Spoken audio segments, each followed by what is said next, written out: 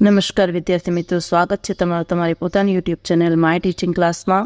આજે આપણે ભણીશું ધોરણ 7 વિષય કોમ્પ્યુટરમાં પ્રશ્નપત્ર 1 આદર્શ પ્રશ્નપત્ર, જે આપણે પૂરીશું. તમે મારી સાથે પૂરતા જાઓ તેવી તમને બધાને શુભેચ્છા. ચાલો વિદ્યાર્થી મિત્રો ચાલુ કરીશું. પ્રશ્ન નંબર 1 છે, કૌંસમાં આપેલા શબ્દોમાંથી યોગ્ય શબ્દ પસંદ કરી ખાલી જગ્યાને પૂરો. ચાલો પહેલામાં લખો વેન, એક બિલ્ડિંગના કોમ્પ્યુટરને જોડે છે. બીજું લખો માઇક્રોસોફ્ટ ઇન્ટરનેટ એક્સપ્લોરર એ વેબ બ્રાઉઝર છે.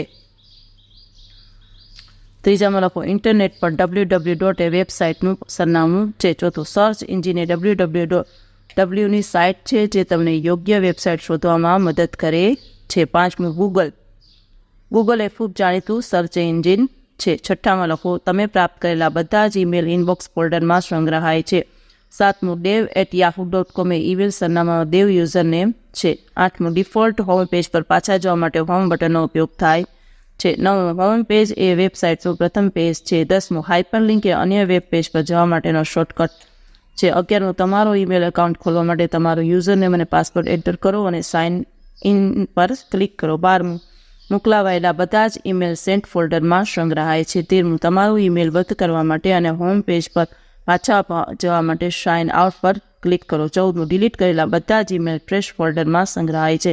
15મું જ્યારે તમે ઈમેલ લખો ત્યારે તમે જે વ્યક્તિને ઈમેલ મોકલવા ઈચ્છતા હો તેનો ઈમેલ આઈડી સરનામું ટેક્સ્ટ બોક્સમાં ટાઈપ કરો.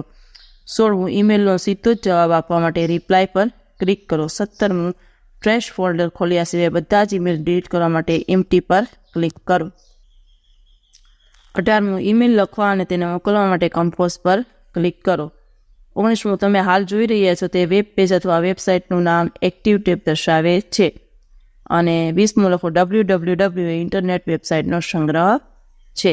ચાલો વિદ્યાર્થી મિત્રો, હવે બીજું છે, ખાલી આપણે બટનના નામ અને કાર્ય લખવાના છે. પહેલું બેક, હાલના વેબ પેજ પરથી અગાઉના વેબ પેજ પર જવા માટે. બીજું ફોરવર્ડ, આગામી પેજ બે બટનનો ઉપયોગ કર્યો એ અગાઉનો પેજ મુલાકાત લીધેલ પેજ પર જવા માટે.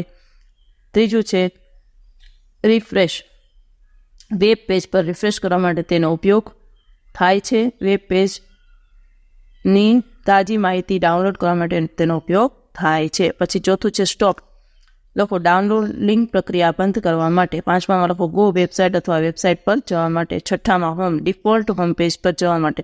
અને સાતમામાં લખો ડિલીટ ફોલ્ડરમાંથી પસંદ કરેલ ઈમેલ કાઢી નાખવા માટે. હવે છે પ્રશ્ન નંબર 3, એ બી સાથે જોડો.